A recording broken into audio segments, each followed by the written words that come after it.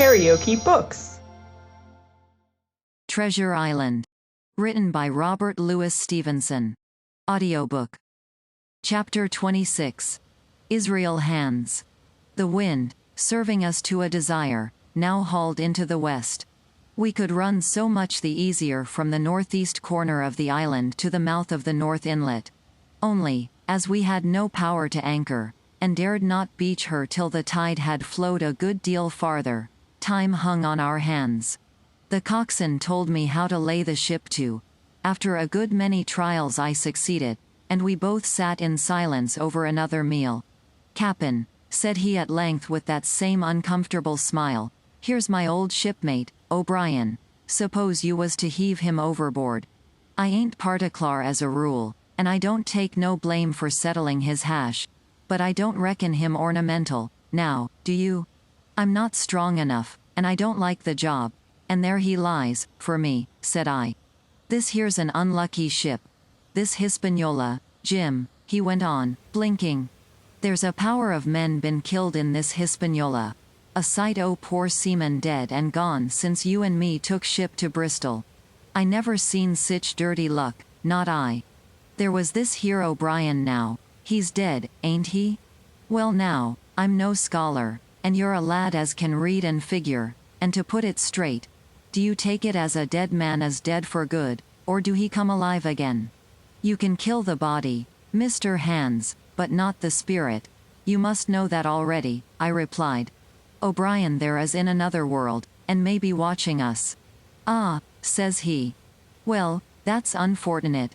Appears as if killing parties was a waste of time. Howsomever, sperrits don't reckon for much, by what I've seen. I'll chance it with the sperrits, Jim. And now, you've spoke up free, and I'll take it kind if you'd step down into that there cabin and get me shiver my timbers. I can't hit the name on Well, you get me a bottle of wine, Jim. This here brandy's too strong for my head." Now, the coxswain's hesitation seemed to be unnatural, and as for the notion of his preferring wine to brandy, I entirely disbelieved it. The whole story was a pretext. He wanted me to leave the deck, so much was plain, but with what purpose I could in no way imagine. His eyes never met mine. They kept wandering to and fro, up and down, now with a look to the sky, now with a flitting glance upon the dead O'Brien. All the time he kept smiling, and putting his tongue out in the most guilty, embarrassed manner, so that a child could have told that he was bent on some deception. I was prompt with my answer, however, for I saw where my advantage lay, and that with a fellow so densely stupid I could easily conceal my suspicions to the end. "Some wine?" I said. "Far better. Will you have white or red?" "Well, I reckon it's about the blessed same to me, shipmate," he replied. "So it's strong, and plenty of it. What's the odds?" "All right," I answered. "I'll bring you port, Mr. Hands. But I'll have to dig for it." With that I scuttled down the companion with all the noise I could, slipped off my shoes, ran quietly along the spar gallery, mounted the forecastle ladder, and popped my head out of the fore companion. I knew he would not expect to see me there. Yet I took every precaution possible, and certainly the worst of my suspicions proved too true.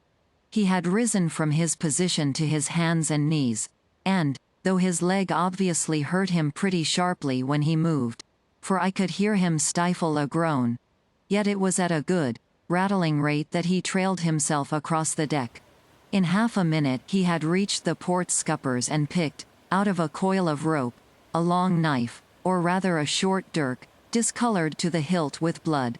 He looked upon it for a moment, thrusting forth his under jaw, tried the point upon his hand, and then, hastily concealing it in the bosom of his jacket, trundled back again into his old place against the bulwark. This was all that I required to know.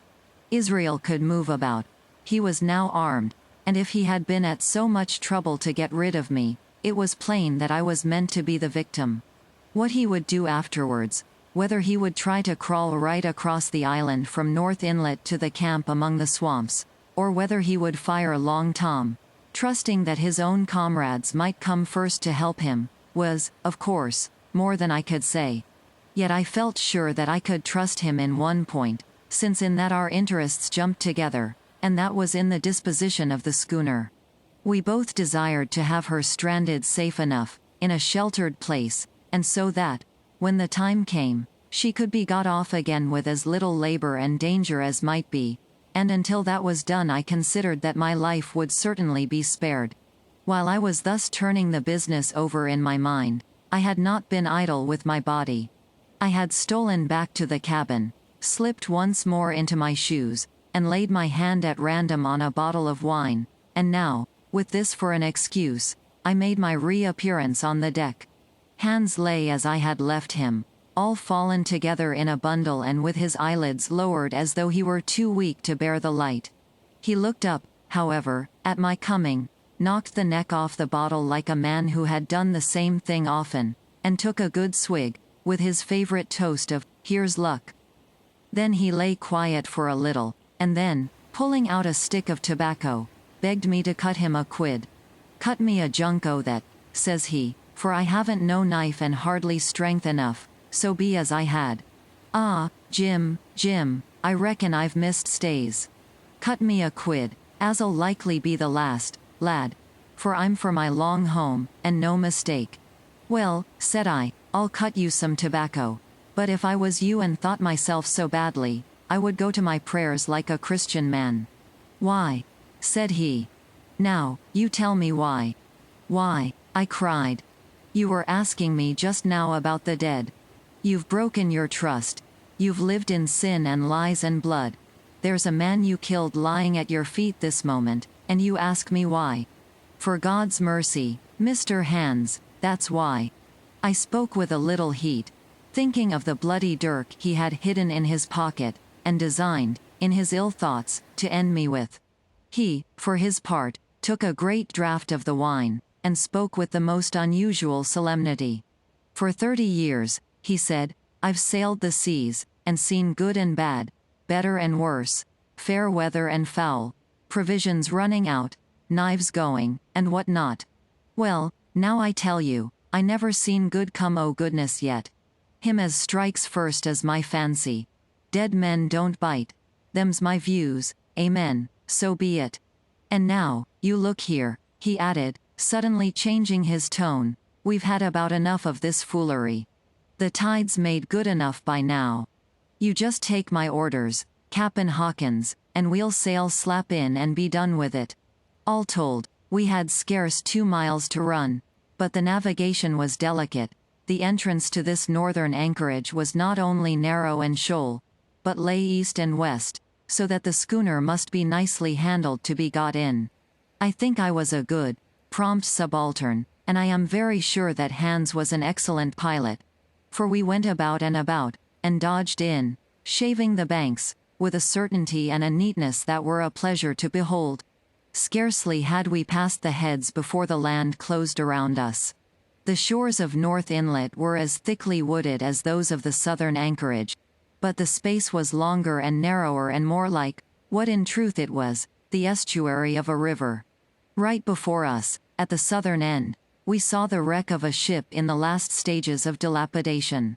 It had been a great vessel of 3 masts, but had lain so long exposed to the injuries of the weather, that it was hung about with great webs of dripping seaweed, and on the deck of it shore bushes had taken root, and now flourished thick with flowers. It was a sad sight, but it showed us that the anchorage was calm. "Now," said Hans, "look there. There's a pet bit for to beach a ship in. Fine flat sand, never a cat's paw, trees all around of it, and flowers a-blowing like a garding on that old ship. And once beached," I inquired, "how shall we get her off again?" "Why, so," he replied. "You take a line ashore there on the other side at low water. Take a turn about one of them big pines. Bring it back, take a turn around the capstan, and lie to for the tide. Come high water, all hands take a pull upon the line, and off she comes as sweet as natur. And now, boy, you stand by. We're near the bit now, and she's too much way on her. Starboard a little, so, steady, starboard, larboard a little, steady, steady." So he issued his commands, which I breathlessly obeyed. Till, all of a sudden, he cried, "Now, my hearty, luff!" And I put the helm hard up, and the Hispaniola swung round rapidly and ran stem on for the low, wooded shore. The excitement of these last maneuvers had somewhat interfered with the watch I had kept hitherto, sharply enough, upon the coxswain. Even then I was still so much interested, waiting for the ship to touch, that I had quite forgot the peril that hung over my head, and stood craning over the starboard bulwarks and watching the ripples spreading wide before the bows. I might have fallen without a struggle for my life, had not a sudden disquietude seized upon me, and made me turn my head. Perhaps I had heard a creak, or seen his shadow moving with the tail of my eye. Perhaps it was an instinct like a cat's, but, sure enough, when I looked round, there was Hans, already halfway towards me, with the dirk in his right hand. We must both have cried out aloud when our eyes met, but while mine was the shrill cry of terror, his was a roar of fury like a charging bull's. At the same instant, he threw himself forward and I leapt sideways towards the bows. As I did so, I let go of the tiller, which sprang sharp to leeward, and I think this saved my life, for it struck Hans across the chest and stopped him, for the moment, dead. Before he could recover, I was safe out of the corner where he had me trapped, with all the deck to dodge about. Just forward of the mainmast I stopped, drew a pistol from my pocket, took a cool aim, though he had already turned and was once more coming directly after me, and drew the trigger. The hammer fell, but there followed neither flash nor sound. The priming was useless with seawater. I cursed myself for my neglect. Why had not I, long before, reprimed and reloaded my only weapons? Then I should not have been as now, a mere fleeing sheep before this butcher. Wounded as he was, it was wonderful how fast he could move, his grizzled hair tumbling over his face, and his face itself as a red ensign with his haste and fury. I had no time to try my other pistol, nor, indeed, much inclination, for I was sure it would be useless. One thing I saw plainly. I must not simply retreat before him, or he would speedily hold me boxed into the bows, as a moment since he had so nearly boxed me in the stern. Once so caught, and 9 or 10 inches of the blood-stained dirk would be my last experience on this side of eternity. I placed my palms against the mainmast, which was of a goodish bigness, and waited, every nerve upon the stretch. Seeing that I meant to dodge, he also paused, and a moment or two passed in feints on his part, and corresponding movements upon mine. It was such a game as I had often played at home about the rocks of Black Hill Cove. But never before, you may be sure, with such a wildly beating heart as now. Still, as I say, it was a boy's game, and I thought I could hold my own at it, against an elderly seaman with a wounded thigh. Indeed, my courage had begun to rise so high that I allowed myself a few darting thoughts on what would be the end of the affair. And while I saw certainly that I could spin it out for long, I saw no hope of any ultimate escape. Well, while things stood thus, suddenly the Hispaniola struck, staggered, ground for an instant in the sand, and then, swift as a blow, canted over to the port side, till the deck stood at an angle of 45 degrees, and about a puncheon of water splashed into the scupper holes, and lay, in a pool, between the deck and bulwark. We were both of us capsized in a second, and both of us rolled, almost together, into the scuppers. The dead red cap, with his arms still spread out, tumbling stiffly after us. So near were we, indeed, that my head came against the coxswain's foot with a crack that made my teeth rattle. Blow and all, I was the first afoot again, for Hans had got involved with the dead body. The sudden canting of the ship had made the deck no place for running on. I had to find some new way of escape, and that upon the instant, for my foe was almost touching me. Quick as thought, I sprang into the mizzen shrouds, rattled up hand over hand, and did not draw a breath till I was seated on the cross trees. I had been saved by being prompt. The dirk had struck not half a foot below me as I pursued my upward flight, and there stood Israel Hands with his mouth open and his face upturned to mine. a perfect statue of surprise and disappointment. Now that I had a moment to myself, I lost no time in changing the priming of my pistol, and then, having one ready for service, and to make assurance doubly sure, I proceeded to draw the load of the other and recharge it afresh from the beginning. My new employment struck Hans all of a heap. He began to see the dice going against him, and after an obvious hesitation, he also hauled himself heavily into the shrouds, and, with the dirk in his teeth, began slowly and painfully to mount. It cost him no end of time and groans to haul his wounded leg behind him, and I had quietly finished my arrangements before he was much more than a third of the way up. Then, with a pistol in either hand, I addressed him. "One more step, Mr. Hans," said I, "and I'll blow your brains out. Dead men don't bite, you know," I added with a chuckle. He stopped instantly. I could see by the working of his face that he was trying to think, and the process was so slow and laborious that, in my newfound security, I laughed aloud. At last, with a swallow or two, he spoke, his face still wearing the same expression of extreme perplexity. In order to speak he had to take the dagger from his mouth, but in all else he remained unmoved. "Jim," says he, "I reckon we're fouled, you and me, and we'll have to sign articles. I'd have had you but for that there lurch. But I don't have no luck, not I. And I reckon I'll have to strike, which comes hard, you see, for a master mariner to a ship's younker like you, Jim." I was drinking in his words and smiling away, as conceited as a cock upon a wall, when, all in a breath, back went his right hand over his shoulder. Something sang like an arrow through the air. I felt a blow and then a sharp pang, and there I was pinned by the shoulder to the mast. In the horrid pain and surprise of the moment, I scarce can say it was by my own volition, and I am sure it was without a conscious aim. Both my pistols went off, and both escaped out of my hands. They did not fall alone.